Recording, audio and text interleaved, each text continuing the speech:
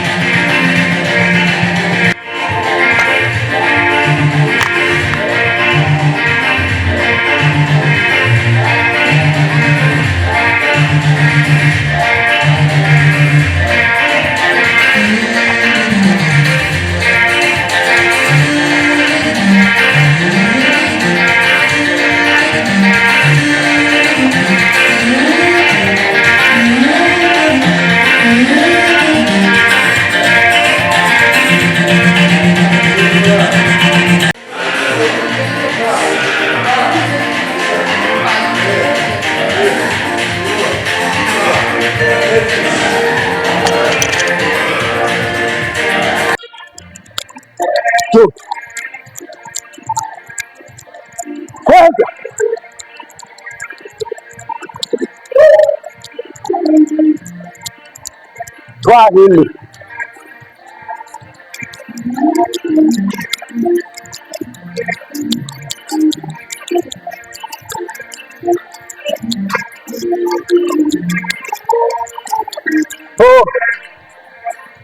gorori nyege sinini inyuma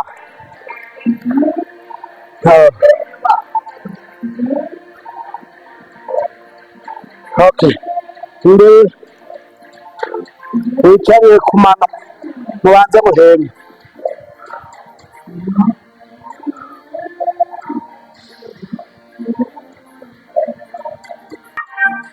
imeze neza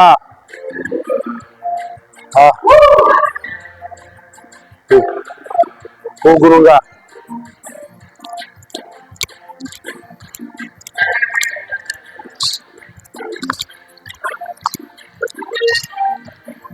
shikana hasi nyaje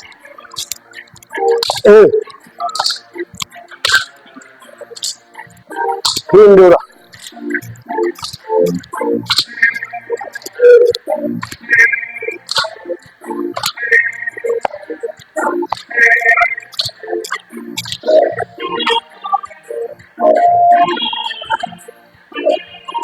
Ema hindukira inyuma yaba mu bitugu byawe umutumba uguma imbere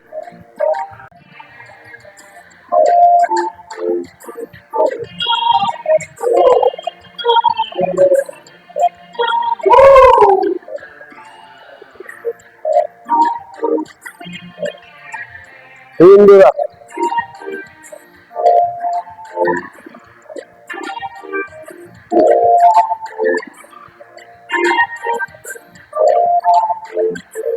amaguru duhera mu bubanga nuko nyene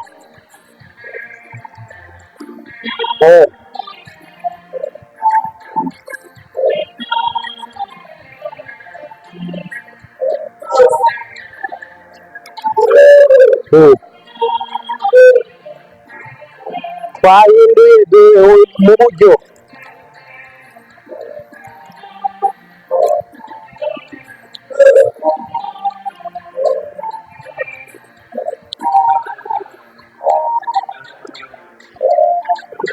matanya amaguru genda hariya aho ushika umeze neza okay turahera ukuguru kw'ibubafu imbere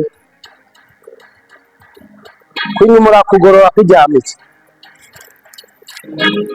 uko imbere wagushinga gororana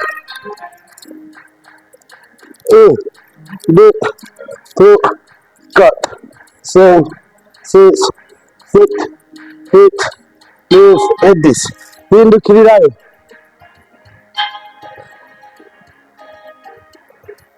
1 2 3 4 5 6 7 8 9 et 10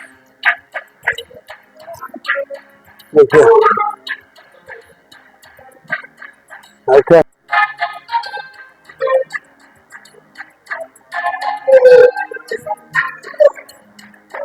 1 2 3 4 5 6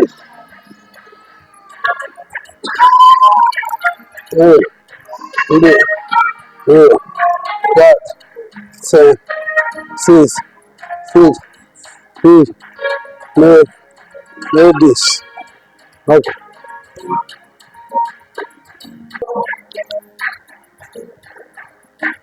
Ibiganza byawe bira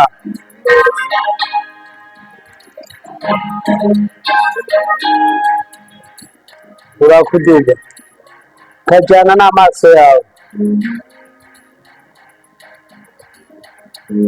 kakuduza amaso yawe ntava ku ibijya bitatu navako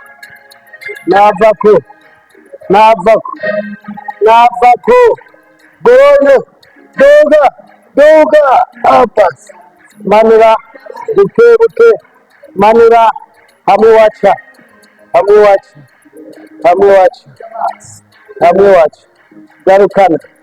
garukana kuri bya bibero byawe twajyanye ukundi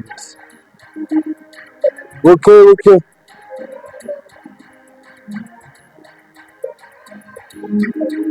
kuboko kugoroye kumaze gushika ngaho kuragorora urajyana uragorora urakora ujisho ntiriva ku rutoki rwo hagati uragiye nikuvako buke garuka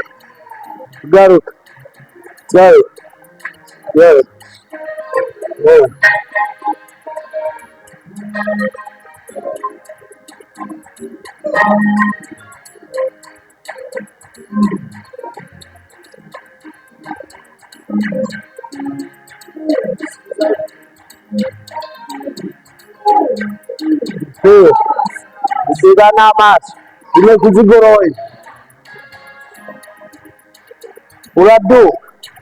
uraduga imbavu kumva ko zigoye uraduga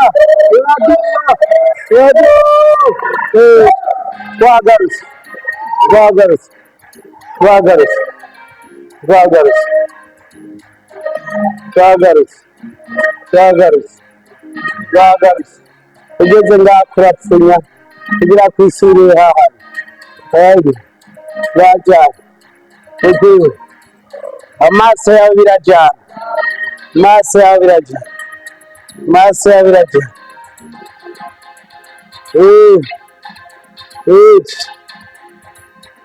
genda, genda, genda, agenda, twagarutse, twagarutse,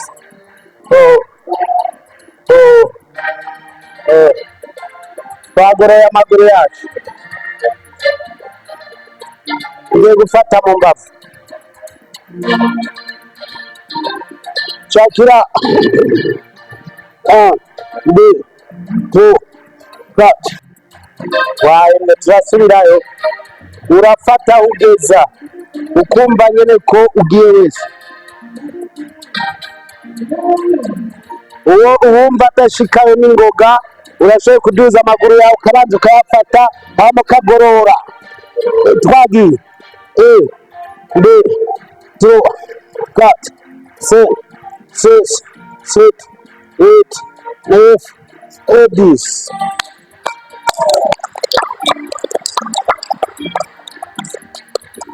Okay.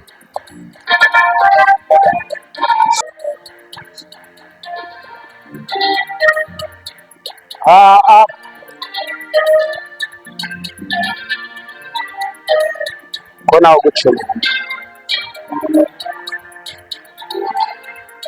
Okay. Ugaduce kuri uku turabe ko bishoboka. Abona bishoboka. Ewo imidira gakuru. Oya kuri uku. Imidira tera. Imidira genda. Genda. Twagiye kuri uku. Tugende kuri uku. Genda kuri iriya. Genda hindukira. Hindukira. Hindukira. Kumugenda. Aho ushobora. Genda. Genda. Genda. Genda. 1, 2, 3, 4, 5, 6, 7, 8, 9, 10. Wagarutse. Uko turakubika uku nako. Uranyuranye. Ukagenda. Amaboko urayatwa magushikaho wumva ugera. Twagiye. Twagiye. Twagiye. Twagiye. Twagiye. Ogo. Aho ushika. 1, 2, 3, 4, 5, 6, 7, 8, 9, 10. Siporo yacu ya Tai Chi ikigusaba no kuyikora neza. Uriko urakora siporo yawe ya Tai Chi nta nguvu zijamo. Tai Chi bayita ngo ni Tai Chi dawa. Tai Chi dawa iyo ikoze neza nta ndwara n'imwe yurira ku bugingo bwawe. Rero turiko dukora siporo yacu ya Tai Chi dawa. Tai Chi dawa tuyikora neza. Turabanza turaba amaboko watawegeranye n'uwundi. Ukoza ukuboko kuwundi aca mwigiranye. Ukoza ukuboko kuwundi uwaca mwigiranye. Ku buryo ukora siporo yawe ya Tai Chi neza. Okay. Tai Chi yawe urabanza ugahagarara neza.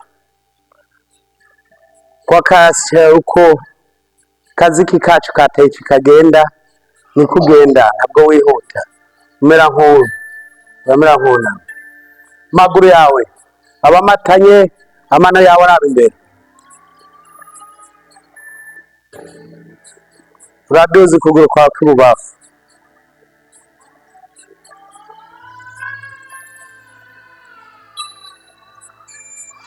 Maboko yawe nta nguvu abarimo.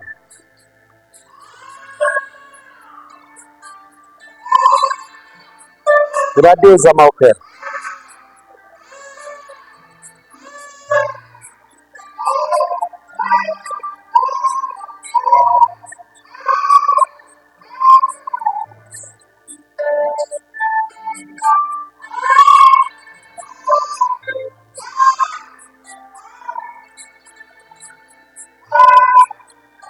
Ugororotse mu kuduga intoki zawe ziba ziraba hasi.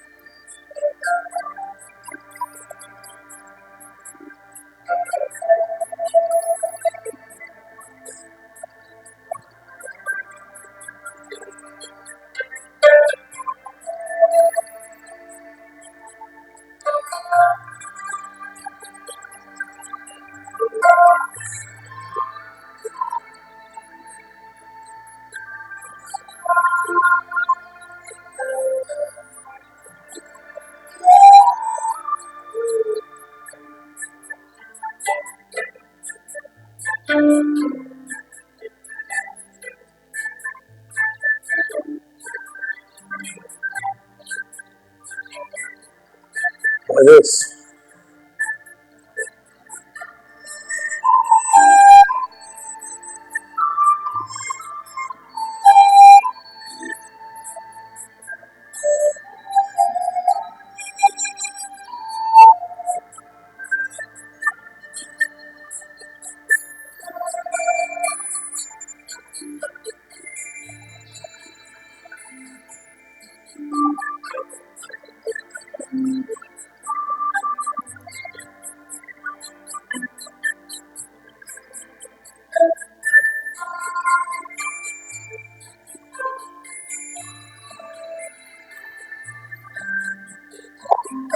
Jamu kubafu, maboko yawe mu mafyigo, kubafu, ukubafu.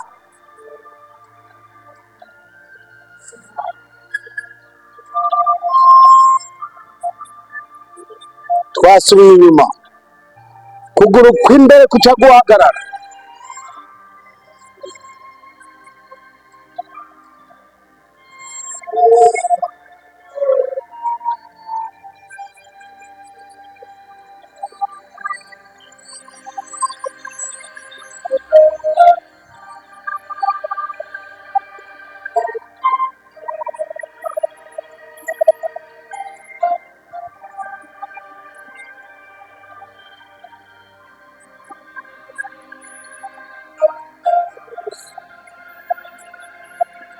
Twagarutse mu kuryo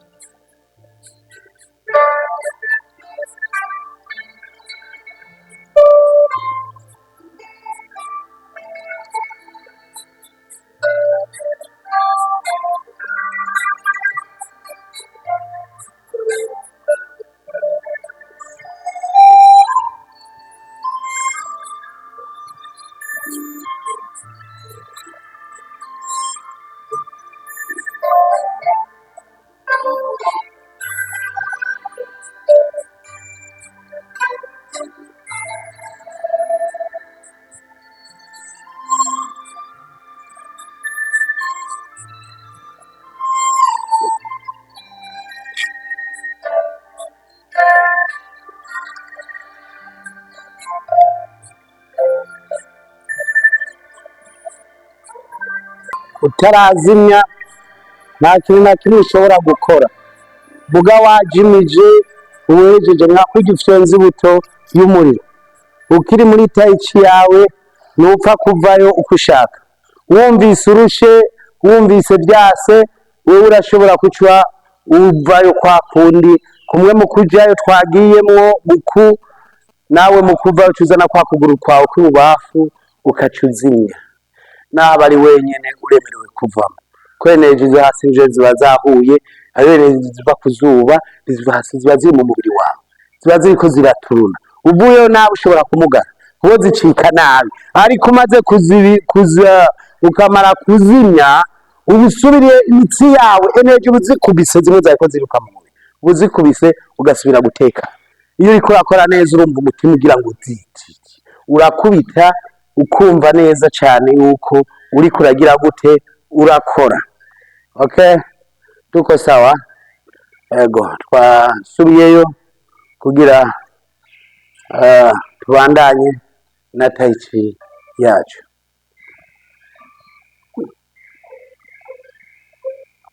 Urahagarara neza,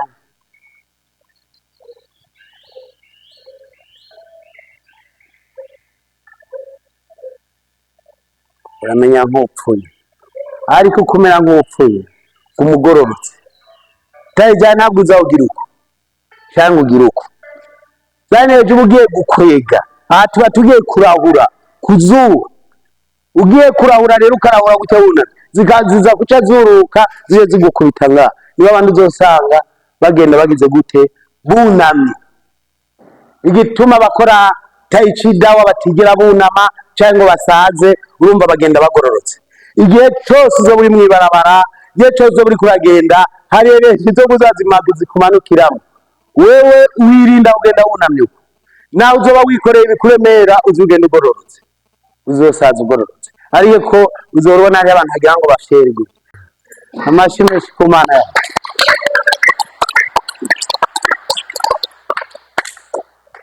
Mungu apewe sifa. Ku munsi wa kabiri twabonye siporo yacu ya Tai Chi ikora ibitangaza. Benshi twababonye barakize, benshi bari bafise ibinure byari bigiye kubica ariko barakira. Rero tubanje kuramutsa abari hafi n'abari kure, abari muri Afrika, abari za Buraya, abari ahatandukanye bariko bakurikira na Yoti TV.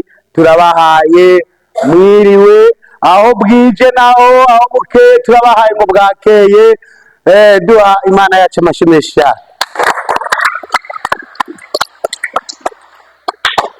Twabonye benshi siporo yagiriye akamaro. Ku munsi wa kabiri duheruka ngaha, abari bagwaye imitima, abari bagwaye amadiabete, abari batacicara, ariko twabonye Imana iko itabara, Imana igira neza. Twagomba rero kuri uno wundi munsi wa kane, itariki nyene y'29, umwanya muto kugira hariho bariko baradukurikirana bari za Amerika, bariko baradukurikirana bari za Canada, hariya mu Bwongereza, za Uganda, za Tanzania, ngaha hose iki gihugu cyacu cy'u Burundi bariko barabara. Turagomba tubwira abantu umubona siporo yacu ya Tai Chi maze kugira akamaro, uce ngaha kuri kamera yacu ya Yoti TV kugira bari kure n'abari hafi mubabwire mbega siporo ya Tai Chi muyikurikirana kubera ikintu nk'isiporo nk'izindi zose. Abo babamaze turahakaze umuntu avuga ati imaze kungirira akamaro, ashingire ntaha abandi mu mwanya wiwe mutonyi mwihuse cyane. Umuntu siporo imaze kugira akamaro anyaruke ngaha kuri mikoro ya Yoti TV. Yesu nashimwe kandi jewe ikintu siporo yacu ya Tai Chi ikintu yo yarafashije cyane kabisa. Ubwa mbere ntaranayitangura ngiye kwicara ku ntebe nicaye nkuko nabagihenure nkaca no nguruntu mengo rwavunitse nkenaha bikanka ko maguru hajya nicara handa kugira ngo mugabo unye naho ubwira ati kubita igisusu hasi ugire nkuko urabona ko ari sawa. Yesu nashimwe kandi urumva rero ubu unye ntavyo kwirirwa ndicara ngira nkuko oyaye. Rero nariko ndabwira abantu dukorana siporo yacu ya Tai Chi ko boza baratumira abantu hirya no hino batandukanye. Singomwa ngo buri umuntu Yoti gusa kugira ngo uze gukora siporo ngaha yacu ya Tai Chi. Uri mu rindi shengero uraza ugakora siporo yawe ya Tai Chi hanyuma ukamererwa neza. Cyo nico jewe yafashije siporo ya Tai Chi. Sunashimwe kandi abantu batazi iye Tai Chi nabo nyene barafise ibibazo. Ubu muza muraraba muhamagarira abantu firema Imana yaratabaye muri Yoti. Firema jenge narindi sivyo kuvugwa, nari umuntu wiki gonde twasha umuni buri ku moto ndagenda mfite ariko ubu ku moto ndabona neza ndayica kivora hewana ngenda neraguza ndaba abati Imana igira neza cyane. Uravuga rero tukarakora siporo yacu ya Tai Chi ku moto wagenda ubunze kandi twarakubonye nindura kwandesha bishingira nahe.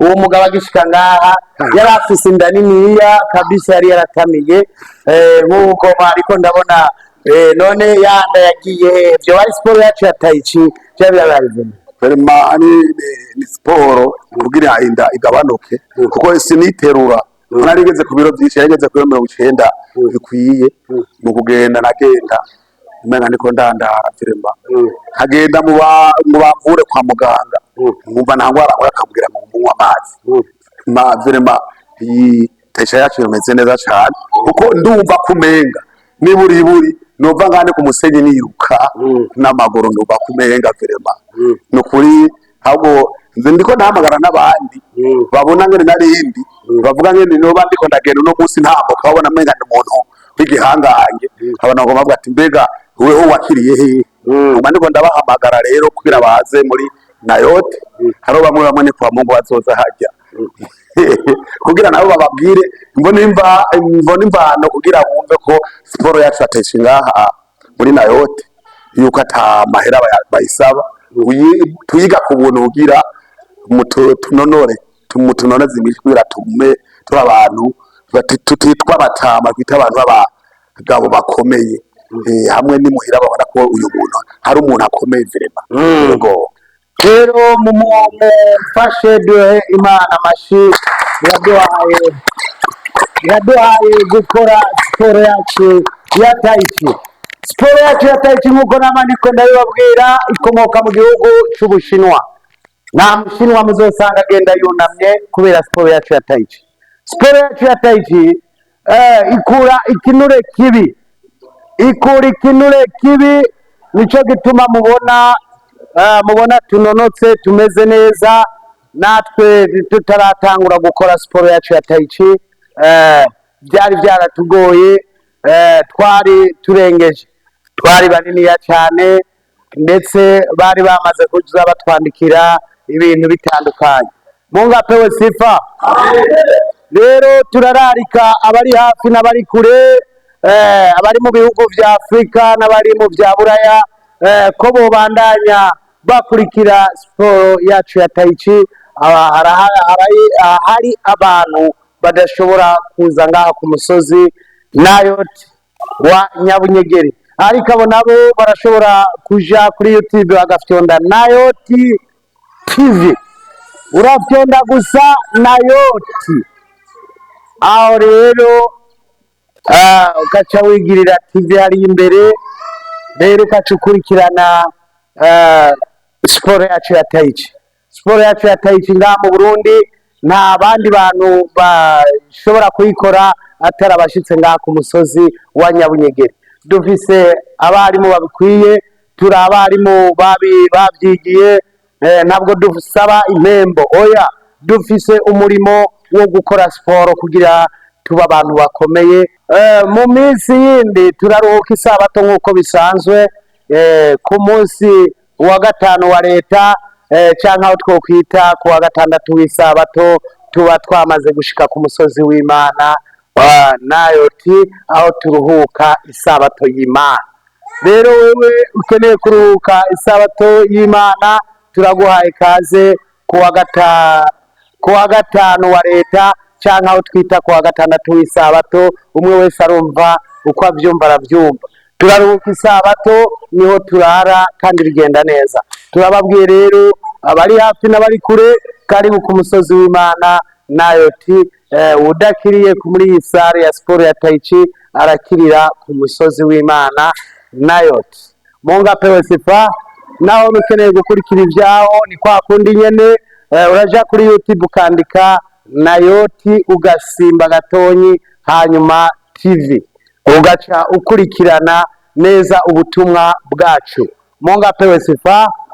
Hanyuma musanzwe muzi ko siporo yacu tuyikora ku wa kabiri isaha 9 no ku wa kane isaha 9. Turabatumiye rero mutumire n'abandi dukore siporo, hanyuma tugende twamamaza ubutumwa bwiza dukomeye tumeze neza, nk'uko dusanzwe tubabwira ngo Imana ihezagira ibikorwa byo mu maboko yacu. Dutegerezwa kuja gukora ari uko dukomeye. Imana ibahezagire cyane. muri n'umusozi mu misozi kuri Nayote n'umusozi mu misozi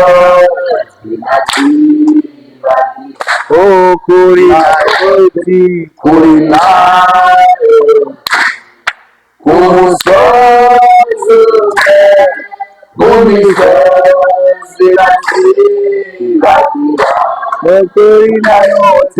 kuri Nayote n'umusozi umwe, umusozi ntazibagira.